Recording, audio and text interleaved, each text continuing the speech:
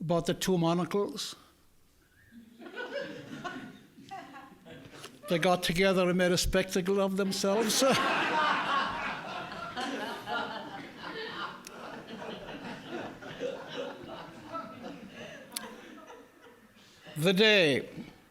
The early summer day, when he took me by the hand to go for the walk, I was eager because he rarely held my hand or carried anything in his own, as he believed it was unseemly for a man to care for a child or carry a parcel in his hands.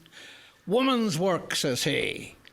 We walked out by the way of Rossbrine, past the white gates of the railway, past the small houses the English built for railway workers.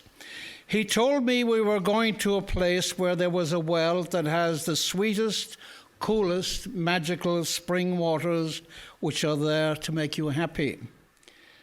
I couldn't get over how much I loved my dad then for bringing me to this sacred, secret place. We clambered over one stile and crossed a field that had cows who looked at me and frightened me, but my big, brave father traced them off with a wave of his hand.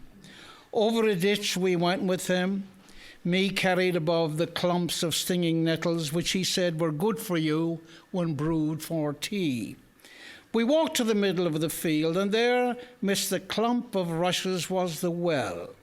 It didn't look to me like it was too magical, as it was just water surrounded by some built-up stones. Kneel down and drink it, he said, and I did.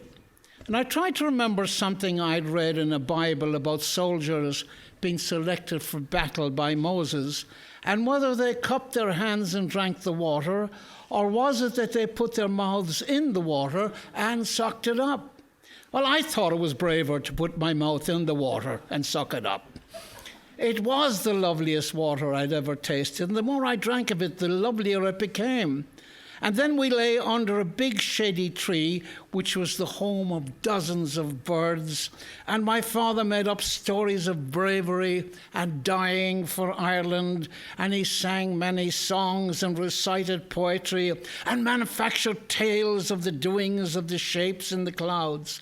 The bees hummed, the birds sang, and the insects cricketed all around us as he talked, crooned, and made great use of the language to fill a child's mind with joy and with wonder. The marvelous sun began its descent in the sky, and all around us the natives of nature began the rustling and settling for the coming evening's rest.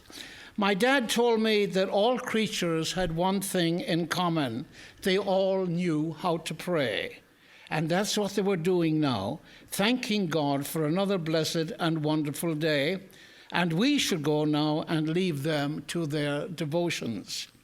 The darkness was falling as we walked back along the road to the fetid lane, and there were scary moos and caws and screeches from the fields on either side of us.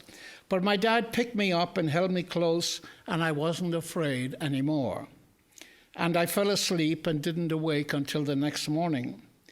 When my father left us and went to England, I went to find that well again. Over the same stile I went, over the same ditch, where the stinging nettles threatened, past the big sheltering tree to where the well had been. It wasn't there. No rushes, no well. I tramped all over that field, and the field to the south of it, and to the north of it, and every other field. But never again did I find that well, and never again did I find the Father who brought me there.